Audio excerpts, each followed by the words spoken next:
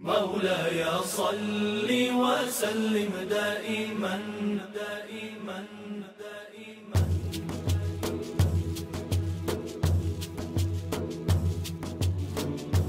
دائما دائما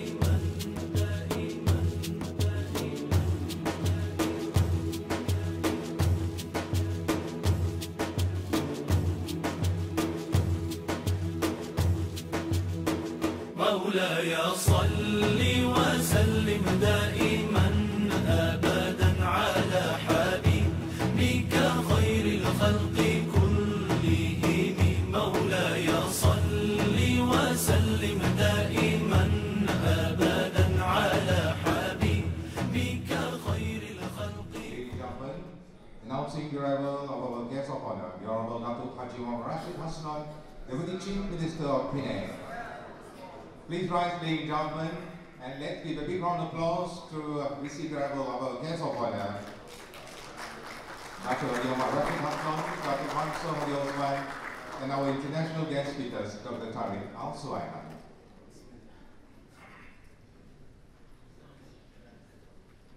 And please be seated. Thank you, ladies and gentlemen.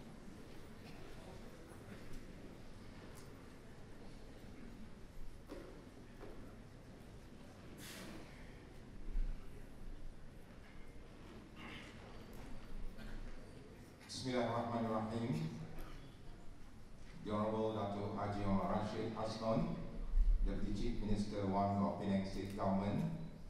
The Honorable Datuk Mansur Hadi Osman, Chairman of Penang Islamic Foundation. The Honorable Tan Sri Khalid Ahmad. The Honorable Datuk Sri Hadi Yusuf Latif. Tuan Haji Muhammad Anwar Haji Abdul Hamid, General Manager Penang Islamic Foundation, distinguished moderator and speaker, distinguished Datuk-Datuk and Datin-Datin, members of the media, to all Muslim brothers and sisters, ladies and gentlemen, Assalamualaikum warahmatullahi wabarakatuh, salam sejahtera and salam ukhuwah. Alhamdulillah, Alhamdulillahirabbil alamin, wassalatu wassalamu ala asyrafil anbiya wal mursalin wa ala alihi wa sahbihi ajma'in. In the name of Allah, the beneficent, the merciful, praise be to Allah, Lord of the universe. Let your blessing and your peace be on your servant and your messenger Muhammad sallallahu alaihi wasallam and on his family and his companion. A very good afternoon and warm welcome to a special program, an inspiring lecture and insightful talk by our distinguished and world-famous international guest speaker, Dr. Tareq Muhammad Al-Suwaidan, with the topic of the future of Islam, today 24th February 2014, here in Traders Hotel, Georgetown, Penang. And a warmest welcome, especially to our guest of honor, Honorable Datuk Haji Muhammad Rashid Hassan, Deputy Chief Minister of Penang State Government, Dr. Mansur Osman, and to our distinguished international guest speaker, Dr. Tareq Muhammad Al-Suwaidan.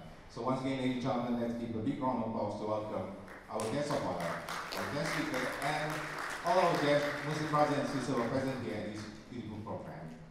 For mentioned, ladies and gentlemen, this program is specially brought to you by Penang Islamic Foundation. A big round of applause to our host, Penang Islamic Foundation. Moving on with our program, ladies and gentlemen, without further ado, it is our privilege and great honor to call upon the Honorable Datuk Mansur Hadi Osman, the Chairman of Penang Islamic Foundation, to deliver his welcoming address. Ladies and gentlemen, please welcome the Honorable Datuk Mansur Hadi Osman.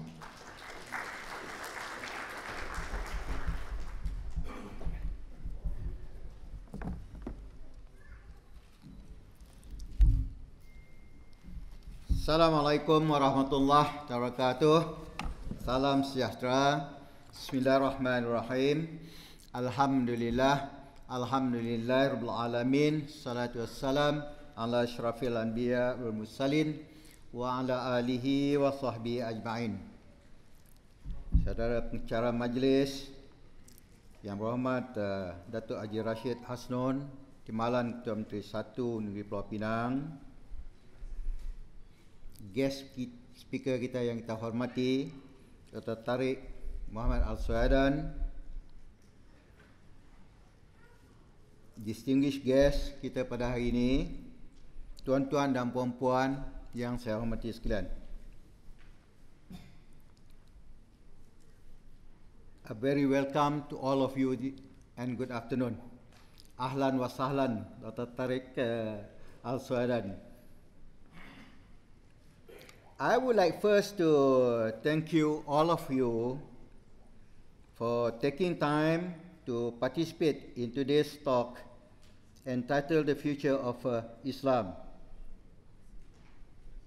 by our guest speaker today, that is Dr. Tareq Muhammad Al-Suwaidan, and this talk is organized by Penang Islamic Foundation or Yayasan Islam Negeri Pulau Pinang.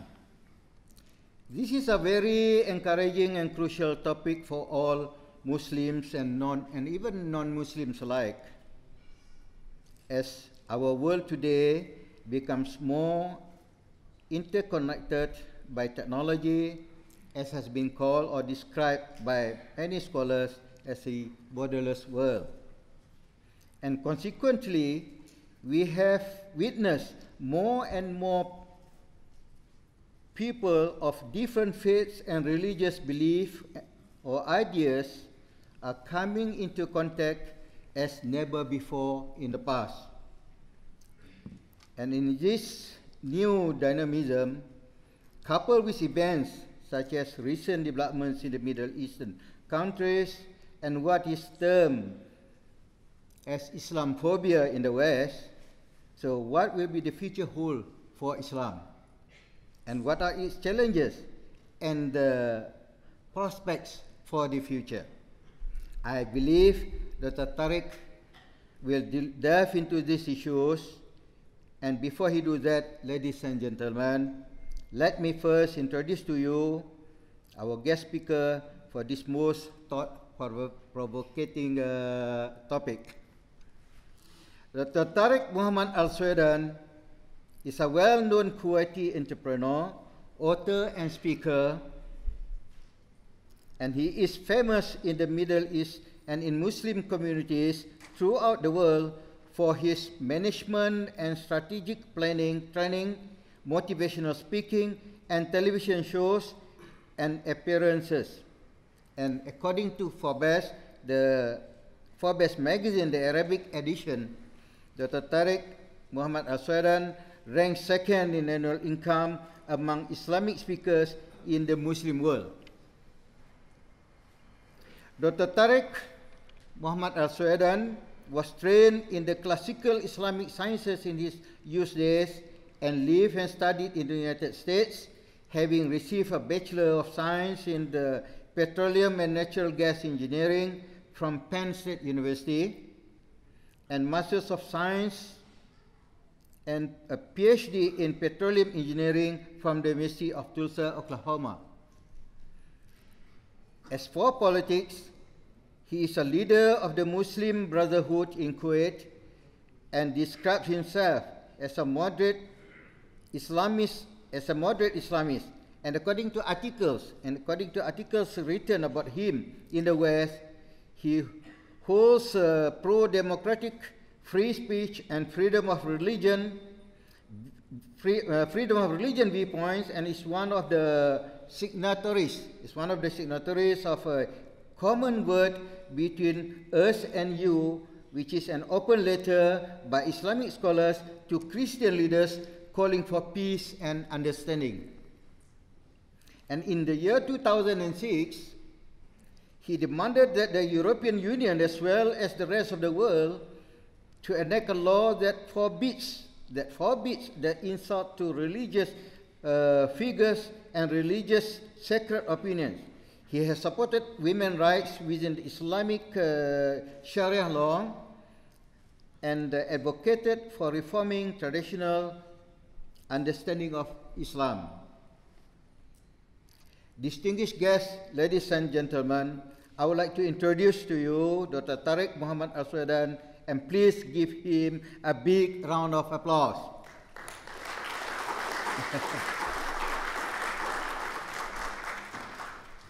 So, thank you, brother. حياكم الله. تسلم. غفر الله لنا. شكرا. السلام عليكم ورحمة الله وبركاته. بسم الله الرحمن الرحيم. الحمد لله رب العالمين، والصلاة والسلام على سيدنا محمد النبي الكريم وعلى آله وصحبه أجمعين. It is my pleasure to be among you. I am on a visit to Malaysia that is to spread knowledge and to share sciences and better understanding of Islam. I'm not paid to be doing this. So this is my contribution, inshallah, to the Muslim Ummah. So I do that often, alhamdulillah. And I have been in Kuala Lumpur several days, and they asked me to be part of this function in Penang. So I said it is a great chance to visit the beautiful Penang that I've been hearing about but I have not seen. So I just arrived half an hour ago. And so you have the duty to show me Penang around, inshallah. Bismillah ar-Rahman ar-Rahim. I will talk, inshallah, about the future of Islam. And to understand the future, one of the studies that I have done and one of the subjects that I've written about and teach is change management. So I will present the future of Islam in the context of change management. When we do change any organization, then it is really 4 parts.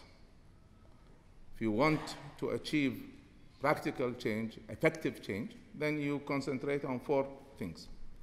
The first one is you must analyze the present and what is good and what is bad, what is the strength, what is the weakness of this present. And then you must draw a picture of the dream. Some people call it the vision of the future. And the clearer the vision, the better and more effective the change.